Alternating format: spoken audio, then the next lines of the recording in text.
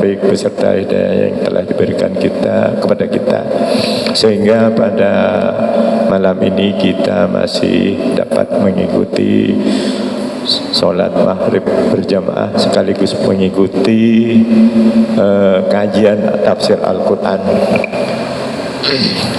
Mudah-mudahan kita semua secara istiqomah dapat mengikuti kajian tersebut.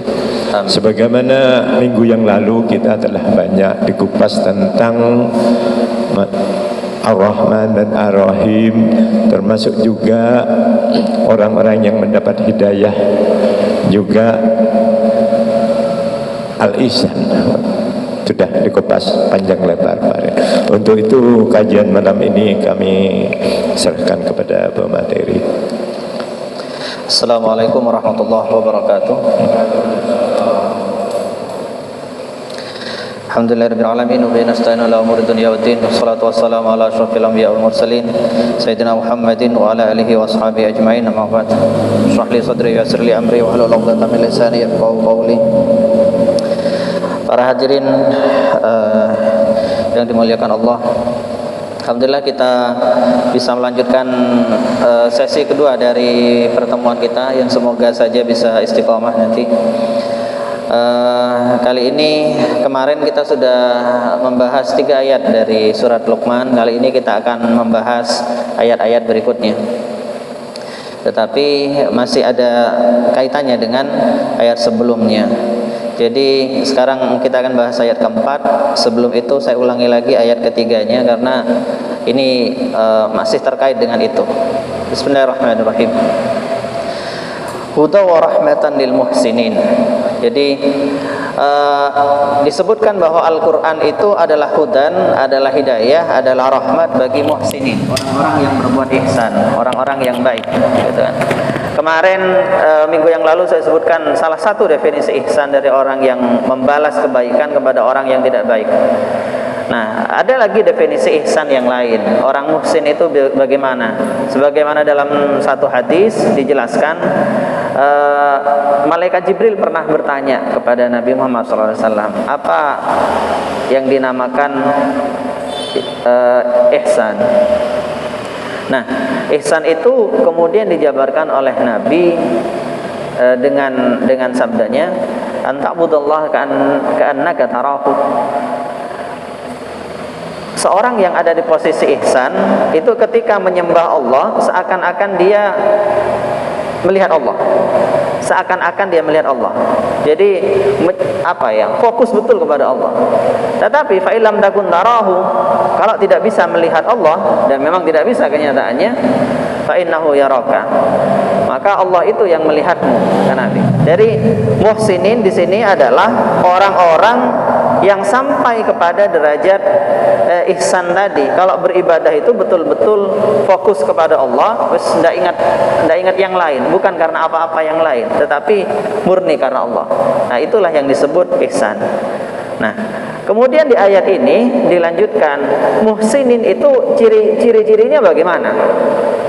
Kalau itu barusan adalah definisi, keterangan, kemudian ada indikatornya, seorang disebut muhsinin. Karena amaliyah hati itu selalu ada ukurannya di luar. Nah, apa ukurannya? Alladzina yuqimuna sholata wa yu'tuna zakata wa hum bil akhirati hum yuqinun. Ini yang akan kita bahas. Yaitu orang-orang yang yuqimuna sholah, mendirikan sholat. Nah, menarik di sini dalam kata sholat di Al-Quran itu tidak ada yang menggunakan kata yaf'alunas sholah, melakukan sholat, tidak ada.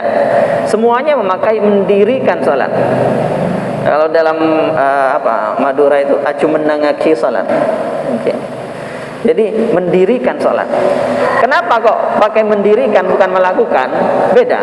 Kalau melakukan itu ya sekedar melakukan. Tetapi mendirikan itu butuh usaha yang lebih. Sebagaimana kata berdiri ya. mendirikan sesuatu, membuat sesuatu berdiri, itu artinya membuatnya seimbang, butuh usaha.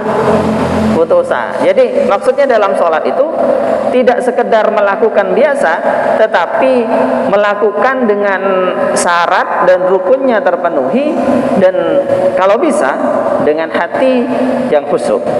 Nah, ini yang dimaksud mendirikan. Jadi ada agak kompleks ini, tidak sekedar melakukan saja. Kemudian itu untuk salat. Wa yu'tuna zakah, dan memberikan zakat.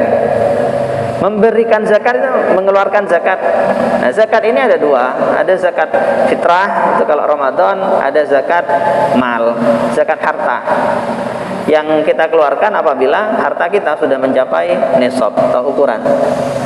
Nah, ini adalah indikator orang-orang yang muhsin. Jadi kalau ada orang merasa dirinya sudah ihsan, sudah baik, ya, saya ini derajatnya sudah ihsan, misalkan dalam hatinya, ini kalau diucapkan kan tidak baik, tapi misalkan dalam hatinya merasa begitu, maka lihat indikatornya sudah terpenuhi tidak. Pertama, dia yuqimun shalah, mendirikan salat. Yang kedua, dia yu'tuna zakah, mengeluarkan zakat. Zakatnya nggak ada yang dia tahan. Nah, zakat ini berasal dari kata zakka, yuzakki, artinya adalah menyucikan. Jadi zakat itu adalah harta yang dikeluarkan agar suci. Artinya kalau nggak dikeluarkan, maka harta kita kotor, belum suci. Dia baru menjadi suci apabila sudah dikeluarkan. Ada lagi indikator ketiga, wahum bil akhiratihum yuqinun. Mereka orang-orang yang muhsinin itu yakin sekali pada akhirat. Yakin sekali. Mereka tidak ragu terhadap kebenaran akhirat. Nah, akhirat itu apa?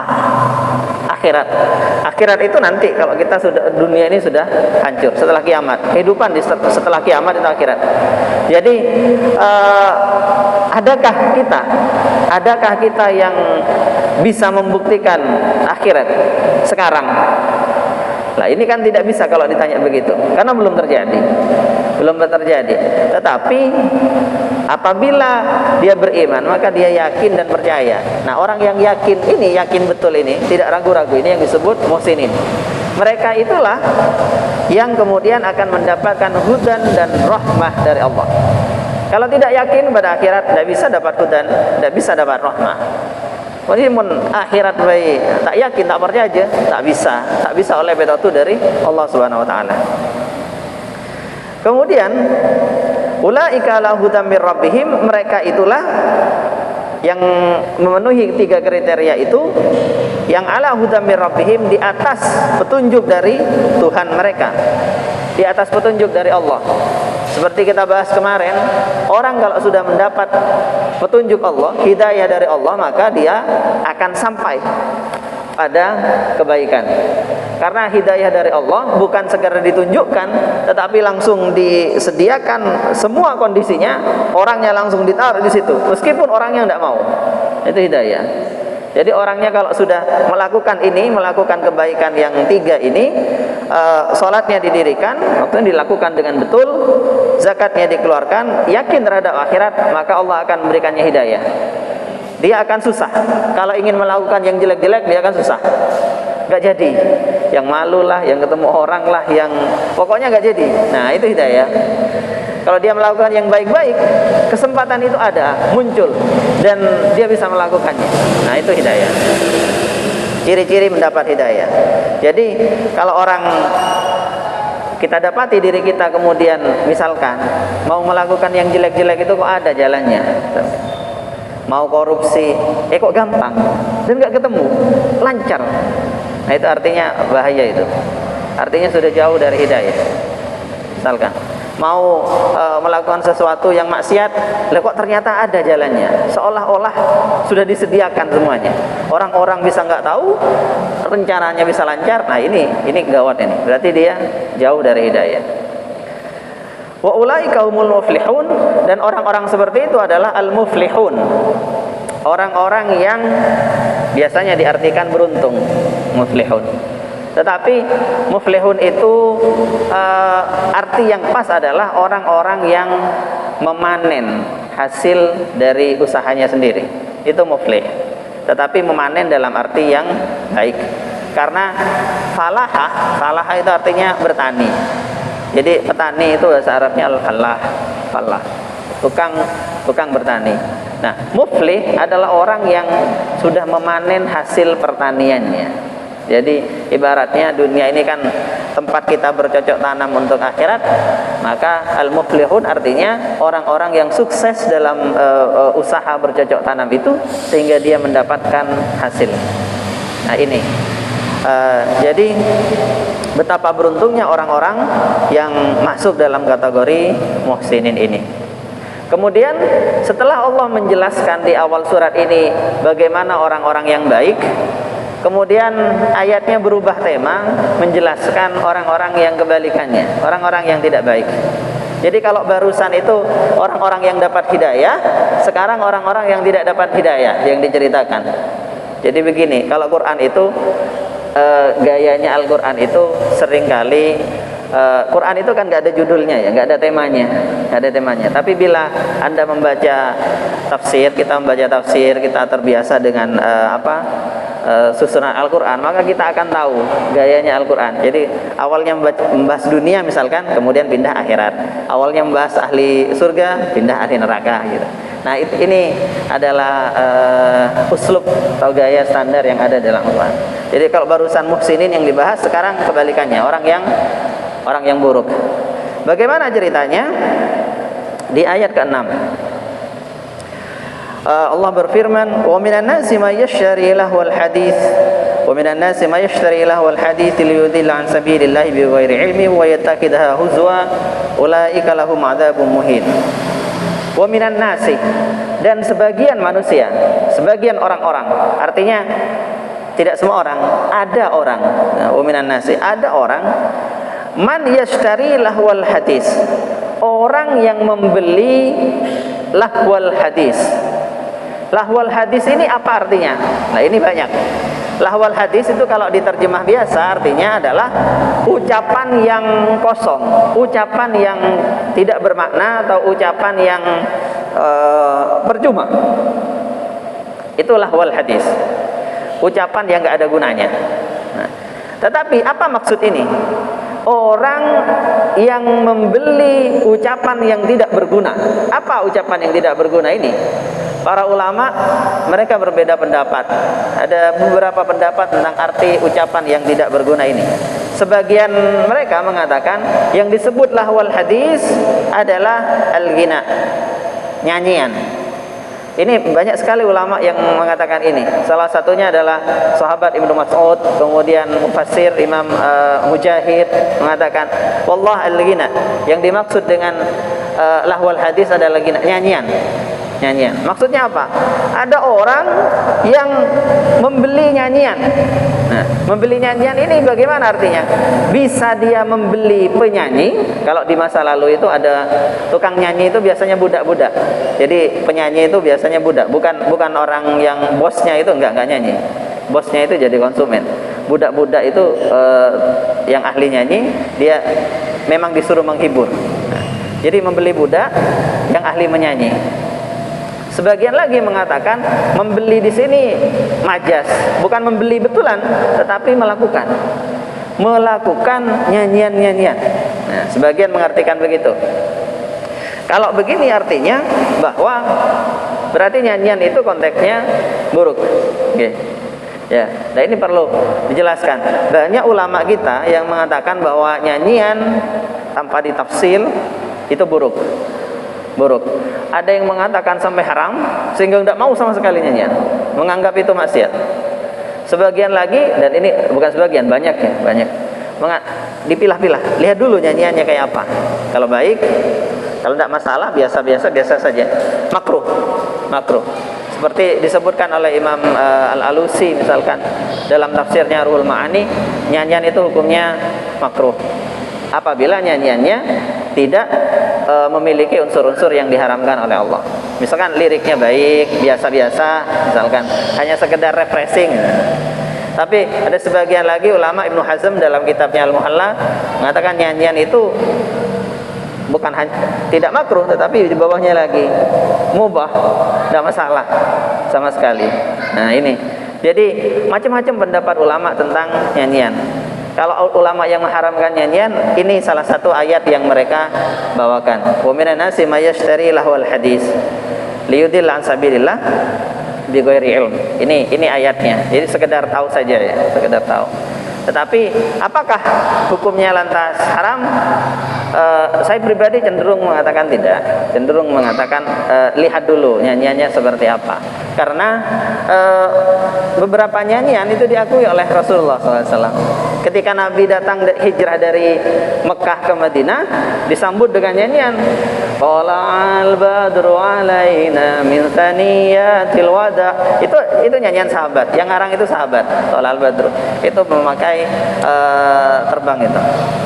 Kemudian ketika Nabi sudah di dalam, sampai di Madinah, bangun Masjid Nabawi pertama bangun. Masjid sekaligus di sebelahnya ada rumah Nabi Muhammad SAW. Jadi Nabi itu kerja sendiri ngangkut batu bata. Sahabat-sahabat yang melihat itu ikut bergerombolan membangunkan Masjid Nabawi sambil mereka bernyanyi. Nyanyiannya itu la in qa'adna wan nabiyyu ya'malu ladzaka minnal 'amalu mudallalu. Seandainya kita cuma diam duduk padahal Nabi ini kerja, berarti betapa enggak beresnya kita gitu. Kira-kira begitu artinya. Jadi mereka sambil nyanyi itu biasa. La isa illa isul akhirah Allahumma arhamil ansara wal muhajirah. Ya, mereka nyanyi. Biasa. Jadi Nabi ya tidak mengingkari, jadi tidak apa-apa, asalkan yang boleh-boleh. Karena itu maka kemudian dikenal kesenian Islam macam-macam lah, itu kan nyanyian yang beres-beres gitu ya, nyanyian yang beres-beres. Kemudian ada lagi yang mengatakan lahwal hadis ini adalah sihir, jadi mantra-mantra sihir. Ada lagi yang mengatakan lahwal hadis adalah syirik. Jadi menukar agamanya dengan kesyirikan, begitu artinya. Macam-macam. Sebagian lagi mengatakan lahwal hadis di sini adalah karena berhubung satu cerita. Ada ceritanya. Seorang musyrik ya, namanya Nadhr bin Haris. Nadhr bin Haris ini dia seorang pedagang.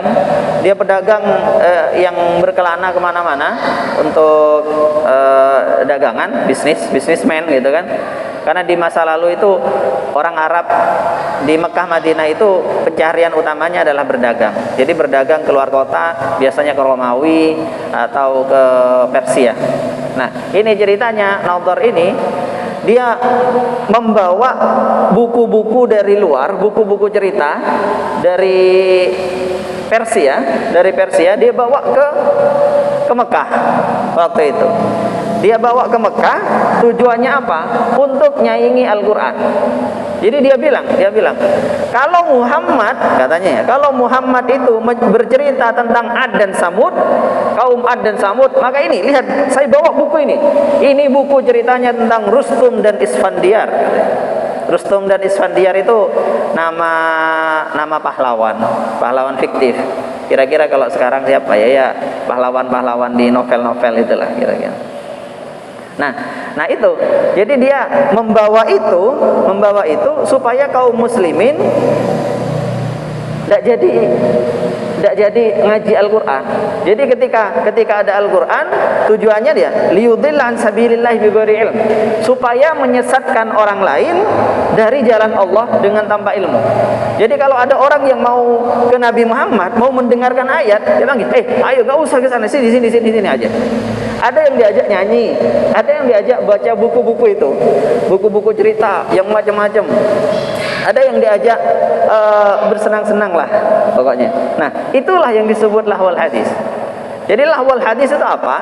Segala sesuatu yang bisa memalingkan perhatian kita dari Al-Quran, dari Allah, dari sabilillah, maka itulah masuk dalam kriteria lahwal hadis. Apapun itu. Jadi kalau sekarang kira-kira lahwal hadis apa?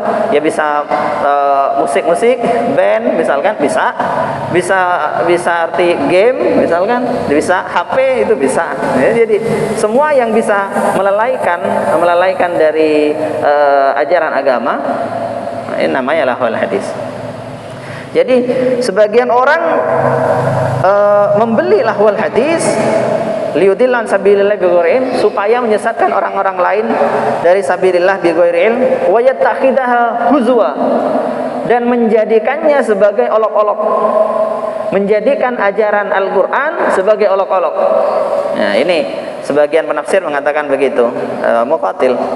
Kemudian ada penafsir lain, Imam Mujahid mengatakan yang dimaksud adalah menjadikan perjuangan di sabilillah sebagai olok-olok. Nah, jadi apa? Ada orang yang memang kerjaannya itu ngolok-ngolok. Kalau ada orang berdakwah, diolok-olok, Allah itu apa itu macam-macam. Dianggap untuk mencari muka lah, ingin jadi tokoh lah, ingin jadi apalah. Nah, itu sudah dari dulu. Jadi kalau jenengan misalkan ada yang aktif, kemudian ada suara-suara sumbang, itu sudah dari dulu, itu biasa itu. Orang kemudian ngaji, kemudian semangat, terus kemudian ada yang bilang yang miring-miring, ya, atau yang ngolok-ngolok, atau yang nyindir-nyindir, itu sudah biasa. Itu sudah dari dulu, sudah ada yang seperti itu. Jadi amal-amal baik itu dijadikan olok-olok, huzwa, dijadikan yang seolah-olah itu tidak baik. Allah apa ini, Allah apa itu, gitu kan? Yang so ini, so itu, dan sebagainya. Itu biasa, seolah-olah yang baik itu jadi negatif, yang negatif itu malah jadi baik. Terus ulaika lahum adzabum muhin, mereka itu nanti akan mendapat adab yang menghinakan, adzabun muhin, siksa yang menghinakan. Maksudnya apa? Dibalas oleh Allah. Mereka itu kan menghina para pejuang Allah. Orang yang berdakwah dihina, ya, diolok-olok. Allah apa itu, gitu. Misalkan banyak orang bilang begini, sebagian bilang begini, Allah itu apa orang itu? Zaman sekarang Amerika sudah sampai ke bulan, gitu kan. Sudah bikin roket, bikin ini, masih aja cuman bahas halal haram, masih aja bahas ini, nah, gitu kan, masih aja ngaji, nggak ada gunanya itu. Nah, itu kan mengolok-olok. Ada orang yang mengolok-olok, karena dia mengolok-olok begitu, merendahkan ajaran Islam, maka ulaika lahum adzabun muhin, mereka juga direndahkan dengan siksa nanti di akhirat. Nah, mereka akan dapat balasannya itu nanti ketika di akhirat, di neraka. Nah, begitu. Dan ini pelajarannya dari sini apa? Ayat-ayat Allah, Al-Quran, ya, atau sabda Nabi, atau ajaran Islam secara umum, atau syiar Islam secara umum, tidak boleh dijadikan sebagai olok-olok, ya. Tidak boleh menjadikan itu sebagai olok-olok, berarti dia hukumnya secara fikih murtad namanya. Karena itu adalah tindakan orang yang ya non muslim, tindakan orang-orang yang membenci, yang nanti akan dikena adzabun muhin, itu siksaan yang menghinakan. Jadi tidak boleh, jangan sampai. Kalaupun ada sebagian kita, misalkan, ya, ada sebagian kita yang pemalas, diajak ngaji tidak mau ngaji, ya silakan tidak mau ngaji, males saja, tetapi jangan mengolok-olok pengajian. Nah, kan, misalkan diajak salat berjamaah, dia tidak mau, males misalkan, ya silakan, asal masih salat di rumah, tapi jangan sampai mengolok-olok salat berjamaah. Karena beda itu. Kalau sampai mengolok-olok syiar, itu dosanya besar sekali, adzabun muhin, dan itu secara fikih bisa murtad, karena itu dilarang. Nah terus selain mereka mengolok-olok, ada lagi kerjaan mereka. Wa idza tutla alaihi ayatuna walla mustakbiran ka'an lam yasma'ha ka'anna fi udunaihi waqra fabashshirhu bi'adzabin alim. Wa idza tutla alaihi ayatuna, ketika orang-orang semacam itu yang tukang olok-olok itu dibacakan ayat-ayat Al-Qur'an, dia diingatkan dengan ayat-ayat Al-Qur'an, walla itu apa? Menyingkir. Jadi kalau ada pengajian, kalau ada apa, ada dakwah misalkan, mereka nggak kerasan, kayak panas. Alah, apa ini? Ayo pergi. Nah, begitu. Jadi mereka menyingkir dari tempat itu mustakbiran, dengan perasaan sombong. Mereka merasa lebih hebat. Apa ini? Ini nggak ada gunanya itu, apalah. Ayo kita pergi. Nah, begitu. Jadi kalau ada ciri-ciri yang seperti ini, wah itu gawat. Itu gawat. Ini artinya sudah parah. Mereka pergi dengan sombong, berpaling dengan sombong, ka'alam yasma'ha, seolah-olah mereka tidak pernah mendengar ayat itu. Wes enggak masuk sama sekali. Ka'anna fi udunaihi waqra, seakan-akan di kedua telinganya itu ada sumbatnya, begitu. Ini lafadznya Al-Qur'an. Jadi seakan-akan di telinganya ada sumbatnya. Artinya apa? Enggak masuk sama sekali sudah. Diingatkan itu sudah tidak bisa, diajak itu sudah tidak bisa, sama sekali. Sudah kebal. Nah, yang begitu itu bagaimana? Apakah suruh ajak lagi? Al-Quran tidak nyuruh ngajak. Orang yang sudah kebangetan seperti itu nggak suruh dakwai. Suruh apa? Fabashshirhu bi'adzabin alim. Berilah dia kabar gembira dengan adanya siksa yang pedih, siksa yang sangat menyakitkan. Jadi apa? Nanti kamu masuk neraka. Karena memang diajari juga percuma. Diajari dia pergi, nggak akan mempan. Maka kasih tahu aja gitu. Fabashshirhu, berilah kabar gembira. Jadi oke, kamu begitu ada kabarnya, kabar gembira buat kamu nanti apa? Masuk neraka, disiksa. Tuh, memang masuk neraka itu kabar gembira tak gitu. Jadi ini salah satu uslub untuk mengejek sebenarnya, mengejek. Jadi demikian. Dan ini menarik dalam Ihya Ulumuddin Imam Ghazali rahimahullah, beliau pernah menjelaskan begini. Orang itu ngajak orang wajib ya, amar ma'ruf nahi mungkar, ngajak siapa yang mau diajak. Tetapi bagaimana bila kemudian ada orang yang nggak mau diajak? Sudah diajak halus-halus tidak mau, ya, pakai cara ini tidak mau, pakai cara itu tidak mau.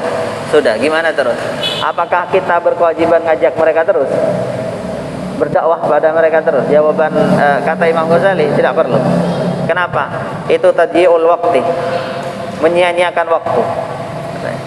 Terus bagaimana? Fokus saja pada kebaikan lain yang bisa dilakukan. Urusan dia dapat hidayah, sudahlah, Allah nanti. Dia dapat hidayah atau tidak, apa kata Allah. Jadi tugas kita mengingatkan orang yang masih mau diingatkan, orang yang masih telinganya tidak tersumbat. Tapi kalau sudah istilahnya Quran, telinganya sudah tersumbat, ya sudah beres. Cukup dikasih tahu, kamu terancam dengan siksa yang pedih di neraka. Sudah selesai.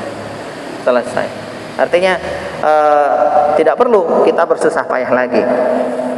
Paling banter kalau itu saudara didoakan, kalau itu keluarga doakan hidayah kepada Allah. Karena hanya kalau sudah begitu yang bisa mendapatkan memberi hidayah itu cuman Allah. Bukan Allah sudah tidak bisa, sudah tidak mempan itu sudah. Tapi kalau Allah sudah ngasih hidayah, maka sekeras apapun hatinya langsung bisa luluh seketika. Langsung dia tiba-tiba kayak orang ngeblank gitu. Langsung bisa sadar. Nah, ini begitu. Okay. Ini sama seperti kisahnya Umar bin Khattab.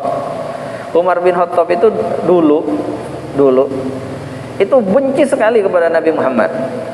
Benci sekali. Dia termasuk pembesar Quraisy yang berani, vokal, dan tidak senang sama sekali ke orang Islam. Tidak senang. Suatu saat di tengah kejengkelannya, kok ini makin banyak ya orang masuk Islam ini, makin banyak orang akhirnya bertengkar. Suku Quraisy itu anaknya masuk Islam, bapaknya tetap kafir, akhirnya pecahlah hubungan anak dan bapak ini, terus nggak rukun karena bapaknya marah-marah. Terus banyak akhirnya dia jengkel. Ini yang namanya Muhammad ini sudah memecah orang Arab, kata dia, sudah memecah kaum Quraisy. Biar sudah, saya bunuh saja orang ini, saya bunuh saja. Apa kata saya, sudah tanggung saya sendiri, katanya. Kalau sudah pakai cara-cara apa, gagal semua itu. Karena Nabi Muhammad macam-macam dipakai strategi untuk apa, membuat Nabi Muhammad berhenti itu kan nggak bisa. Nah akhirnya mau dibunuh aja.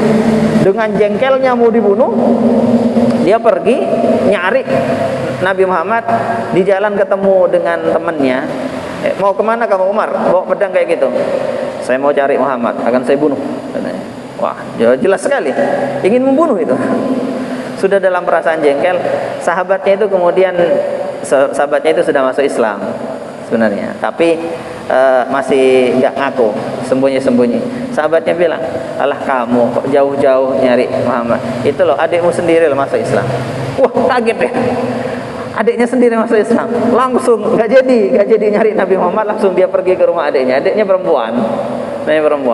Langsung ternyata di rumahnya ditutup, di dalam terdengar baca sesuatu, baca Quran. Langsung didobrak pintunya, dihajar. Jadi adiknya yang perempuan itu dipukul, suaminya, iparnya dihajar betulan itu sampai patah giginya. Sudah tersungkur begitu, tanya, apa yang kamu baca tadi? Kata. Apa yang kamu sembunyikan itu? Kata. Enggak, kamu nggak boleh pegang ini. Ini adalah ayat Al-Quran, tidak boleh kamu pegang. Kata adiknya, dipaksa akhirnya dikasih. Ternyata yang dibaca itu adalah satu lembar tulisan mushaf, isinya adalah 5 ayat saja, 5 ayat dari Al-Quran. 5 ayat itu kok ternyata dia baca langsung diem, nadanya langsung berubah. Sekarang di mana Muhammad?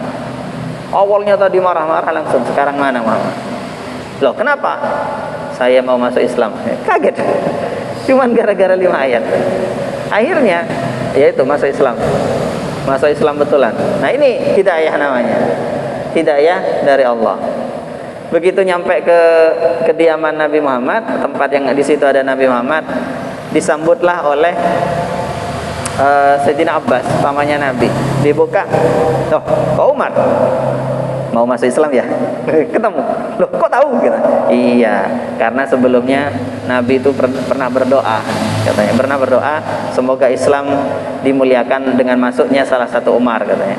Dan saya sih berharap kamu, katanya. Nah ini kamu datang, berarti benar sudah, katanya. Langsung dia bahagia dan menjadi salah satu andalan Islam pada saat itu. Jadi orang yang sudah buntu, menutup diri dari hidayah, itu tidak bisa lagi. Hanya Allah yang bisa memberikannya dia hidayah. Jadi inti dari pertemuan kita kali ini adalah ada yang disebut Al-Quran dengan lahwal hadis, yaitu segala sesuatu yang memalingkan perhatian dari Al-Quran, dari ajaran Islam. Nah, dari sholat, ya, orang jadi nggak sholat lagi, jadi apa lagi, nggak ingat belajar apa. Nah, itu dalam konteks kekinian berarti segala macam media, bisa televisi, bisa HP, bisa apa, nah itu termasuk lahwal hadis. Kalau dia membeli itu hanya sekedar untuk kebutuhannya, ya, beli buku-buku, tadi kan disebut buku-buku cerita. Misalkan ada orang beli itu semua hanya untuk cerita, tetapi dia tidak lalai dari agama, tidak masalah. Tetapi apabila membeli itu sebagai pelarian dari belajar agama, maka dia yaitu disiksa, dan itu yang haram. Karena orang seperti itu biasanya sudah terkunci hatinya. Fabasyirhu bi'adzabin alim, kasih kabar gembira dengan adab yang pedih. Baik. Ada beberapa waktu lagi, 5 atau 10 menit, barangkali 13 menit. Barangkali ada yang mau bertanya? Monggo bapak-bapak yang mau bertanya, kami batasi 2 pertanyaan saja ya. Tidak usah panjang-panjang. Monggo. Apa? Assalamualaikum warahmatullahi wabarakatuh. Terima kasih Pak. Ini alhamdulillah kita ada kajian seperti ini di masjid ini dengan kehadiran Bapak. Cuman ini bukan pertanyaan yang saya ajukan. Tadi saya perhatikan apa yang disampaikan Bapak sangat bagus sekali dan mungkin memang perlu untuk kita semua. Hanya saja mungkin sekedar masukan Pak ya. Mungkin apa saya pribadi atau nggak tahu pendengar lain. Itu tadi mohon maaf terlalu cepat bicaranya, jadi kadang-kadang bergema. Ini tadi saya sudah sampaikan ke yang soundnya bergema sehingga kurang jelas. Jadi kalau memang nanti ada pembicaraan seperti itu, ada delay pemahaman, delay pendengaran itu. Okay. Terima kasih. Mungkin ini karena waktunya juga sudah hanya masukan gitu aja Pak. Mungkin bisa agak dipelankan, bukan kecepatan penyampaiannya itu Pak. Terima kasih. Dan juga menggema ya, terlalu menggema. Jadinya, nah begini, suara saya terlalu agak samar mungkin. Oke. Suaranya memantul. Iya, suaranya agak memantul. Mungkin ada yang lain yang perlu ditanya. Oke.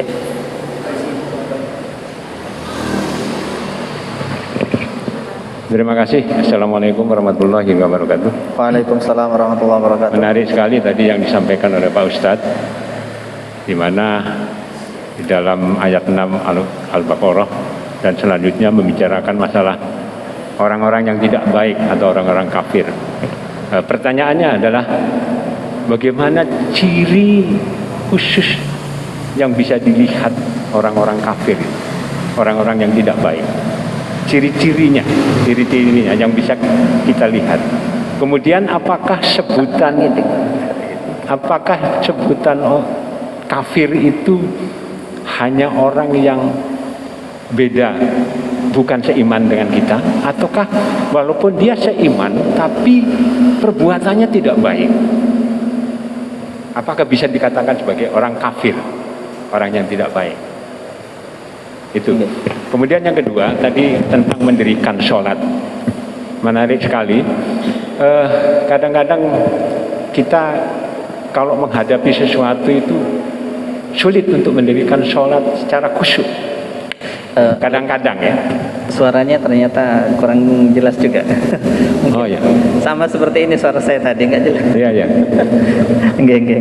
Berkaitan dengan mendirikan sholat.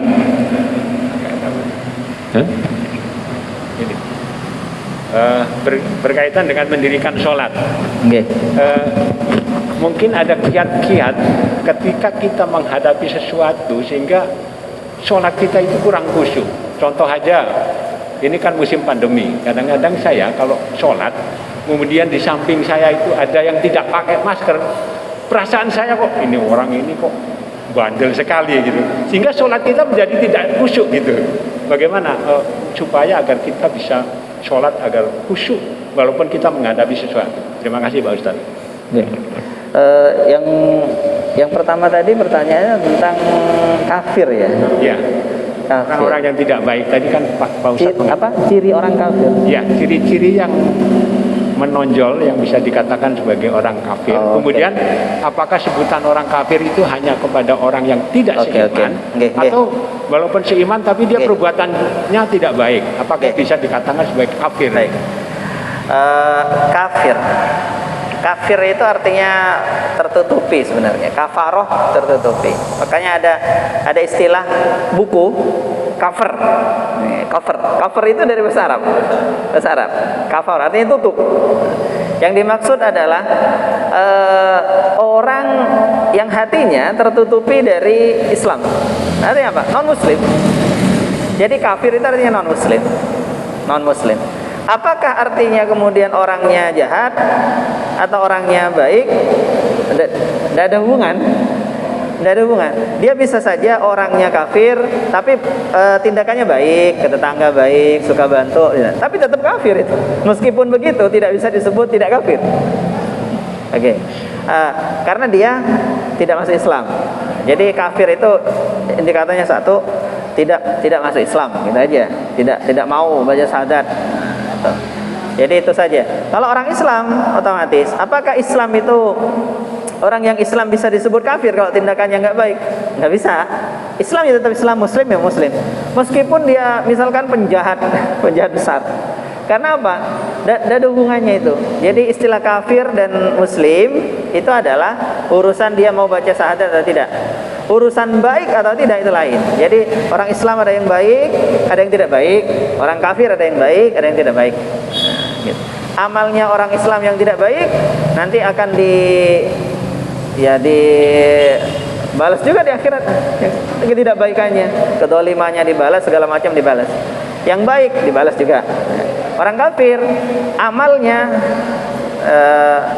tidak bisa menyelamatkan dia dari neraka, tetapi bisa jadi yang orang kafir yang baik dia lebih rendah siksaannya daripada yang tidak baik. Tetapi tidak ada yang bisa selamat, tidak cukup buat modal selamat itu, tidak cukup.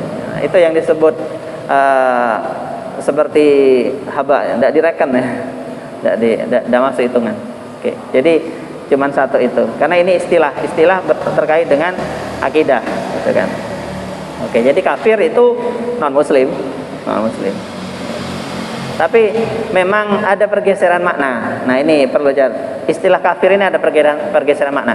Kalau di Barat sekarang, ya atau banyak lah di Indonesia bahkan, orang non muslim itu yang nggak suka disebut kafir, karena bagi mereka kafir itu adalah orang jahat. Nah, bagi mereka istilah kafir itu jahat. Jadi, kok saya disebut kafir? Saya baik, padahal saya. Maksud kafir itu adalah non muslim itu. Jadi, makanya karena ada pergeseran makna, akhirnya pernah ada keputusan di PBNU waktu itu, dan kebetulan saya hadir di Munas saat itu. Saya mewakili Jawa Timur, saya hadir di situ.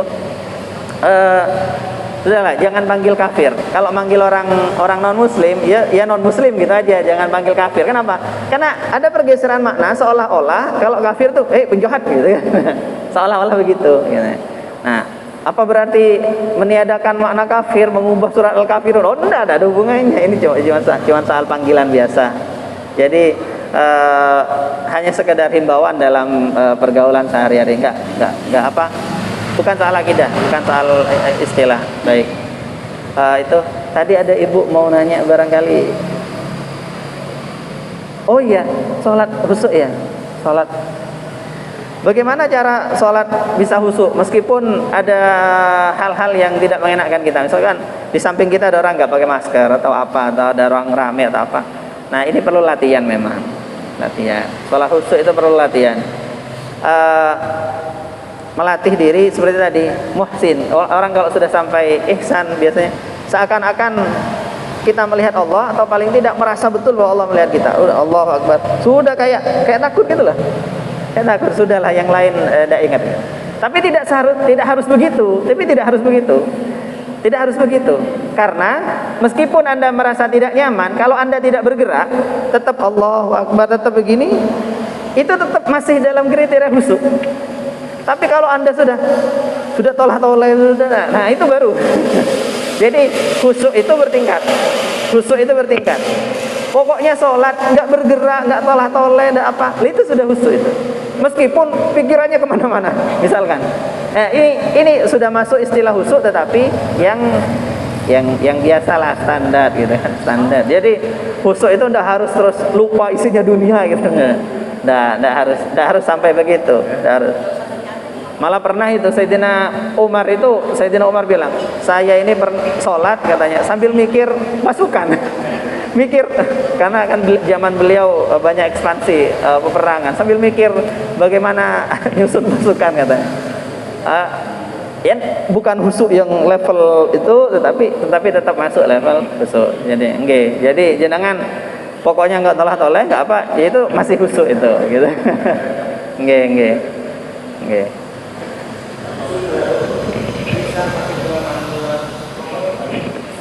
Oh gitu, masih agak lama.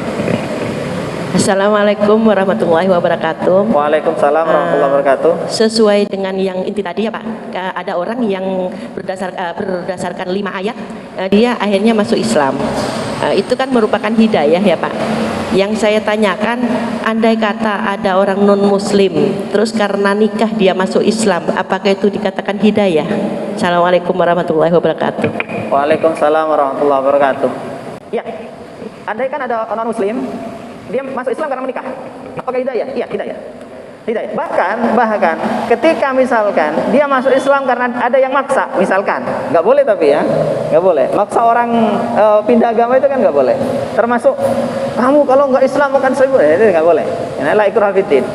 Tapi seandainya ada orang maksa, bapak misalkan maksa anaknya, bapaknya masuk Islam, anaknya dipaksa, kamu pokoknya harus masuk Islam. Kalau nggak mau masuk Islam, tidak akan saya biayai. Misalkan, dia terpaksa, ya wes saya masuk Islam. Itu juga hidayah. Karena hidayah itu adalah kemarin sudah kita bahas cara Allah untuk membuat orang menjadi lebih baik. Baik dia suka atau tidak suka. Dia sengaja atau tidak sengaja. Nah itu, meskipun enak tidak enak. Nah itu pokoknya terjadi menjadi lebih baik, itu hidayah namanya. Terpaksa atau tidak terpaksa, hidayah. Jadi jenengan ada orang misalkan kemarin saya contohkan mau ikut pengajian di sini misalkan atau di tempat lain lah sama kan, cuman sekedar contoh. Mau ikut pengajian sebenarnya nggak ingin ikut, cuman tidak enak kepada temannya atau takmirnya misalkan. Jadi gimana tidak enak misalkan, ya itu hidayah. Karena akhirnya dapat juga. Jadi dalam satu hadis itu ada disebutkan Allah Ta'ala itu heran gitu kan, herannya Allah jangan diartikan Allah terus heran apa mikir, bukan begitu ya, bukan. Ini cuman bahasa yang untuk memudahkan. Allah itu heran bagaimana ada orang bisa ya? Oke, lanjut sebentar. Bagaimana ada orang yang masuk surga, masuk neraka sambil lari-lari katanya. Masuk surga dia sambil digeret dengan rantai katanya. Masuk surga tapi digeret dengan rantai, diikat. Tapi nyampe ke surga. Ada yang lari-lari senang-senang nyemplung sendiri ke neraka. Maksudnya ketika di dunia orang itu ada yang ikhlas dan suka, ikhlas sekali untuk masuk neraka. Ada yang tidak ikhlas tapi masuk surga. Gak enak, dipaksa tapi akhirnya masuk juga surga. Nah ini, jadi itu juga hidayah. Pokoknya akhirnya baik, itu hidayah. Baik, saya kira demikian untuk pertemuan kita kali ini. Kurang lebihnya mohon maaf sebesar-besarnya. Insya Allah kita akan lanjutkan di pertemuan berikutnya. Kita sudah sampai ke ayat ke-8, berarti 5 ayat pada kesempatan kali ini, dan kita akan lanjutkan nanti insya Allah minggu depan.